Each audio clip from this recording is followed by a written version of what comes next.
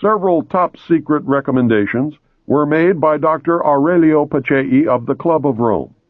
He advocated that a plague be introduced that would have the same effect as the famous Black Death of history. The chief recommendation was to develop a microbe which would attack the autoimmune system and thus render the development of a vaccine impossible. The orders were given to develop the microbe and to develop a prophylactic and a cure. The microbe would be used against the general population and would be introduced by vaccine.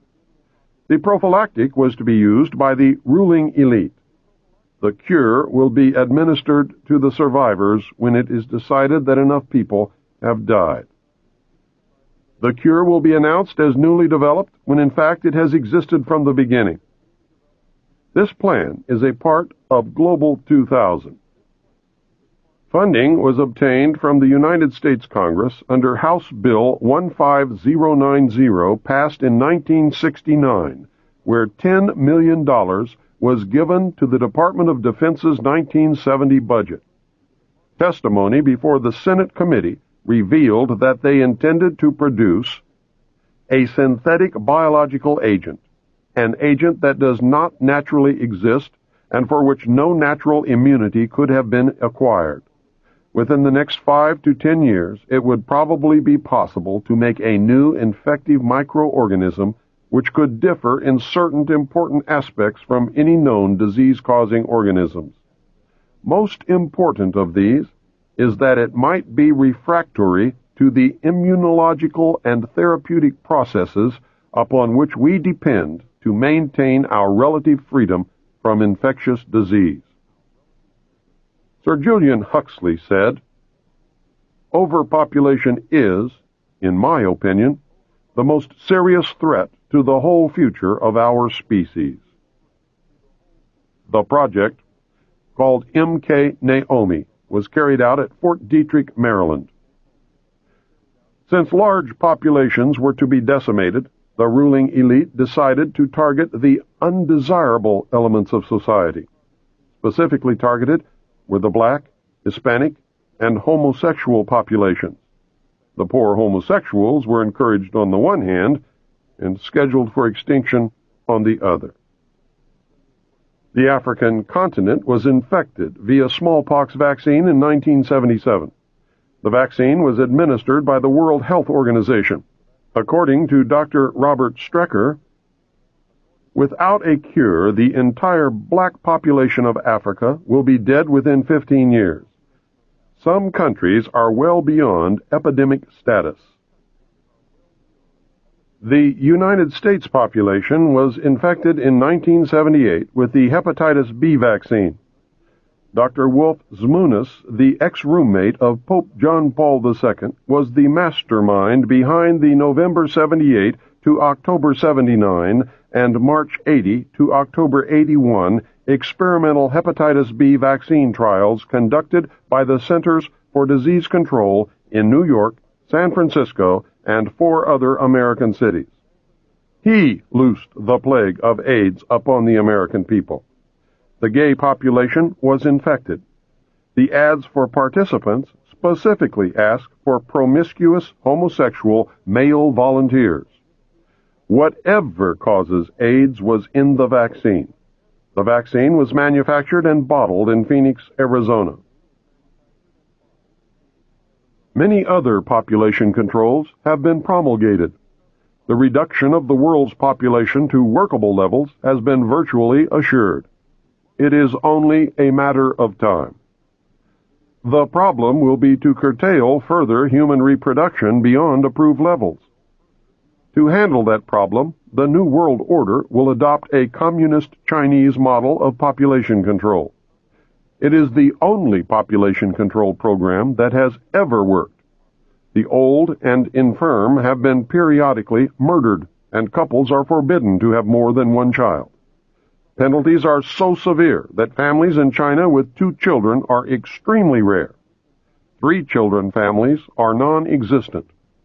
A surprising byproduct is that Chinese children as a group are treated better than any other national grouping of children in the world, including the United States. Tobacco fields in the United States have been fertilized with the radioactive tailings from uranium mines, resulting in a tremendous increase in the incidence of lip, mouth, throat, and lung cancer.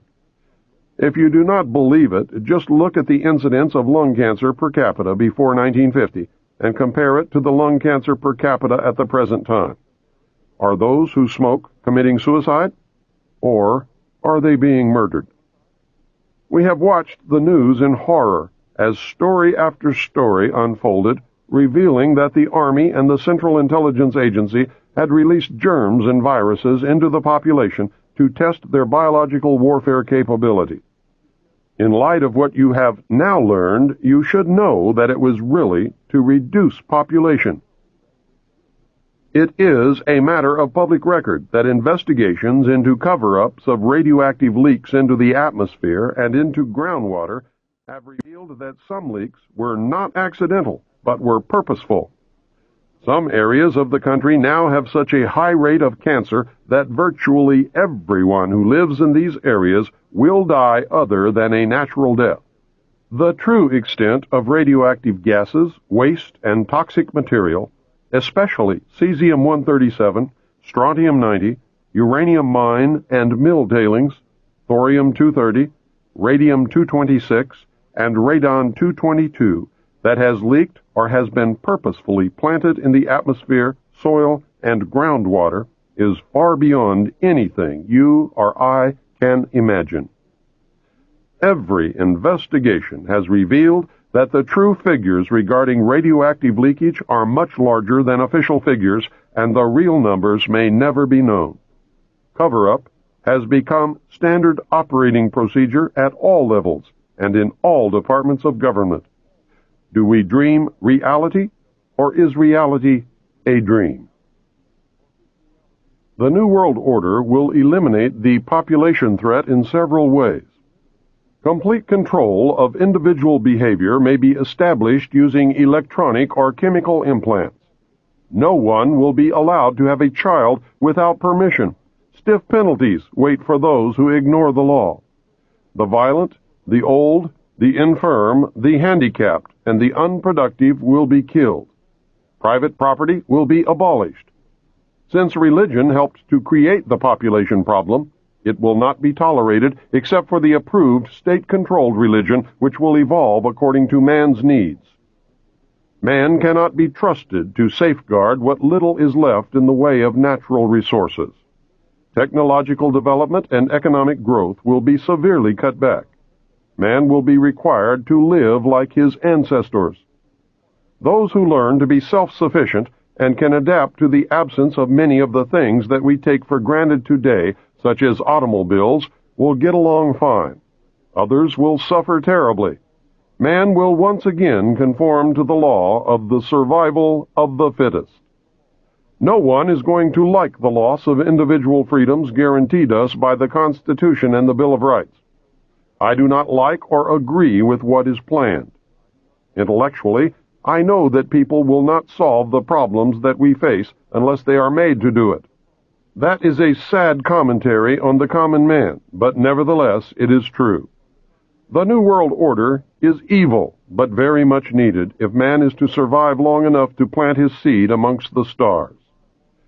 A paradigm shift and starseed are the only legitimate long-term answers. This is why we have all been so wrong for so long. It never was what we thought it was. Nothing is or ever will be until we learn to live in reality instead of fantasyland. A paradigm shift in the evolutionary consciousness of man must take place. Right or wrong, the world is covered with agents of the Illuminati who are attempting to cause that evolutionary jump. We have not been taken into their confidence. It is true that without the population or the bomb problem, the elect would use some other excuse to bring about the New World Order. They have plans to bring about things like earthquakes, war, the Messiah, an extraterrestrial landing, and economic collapse.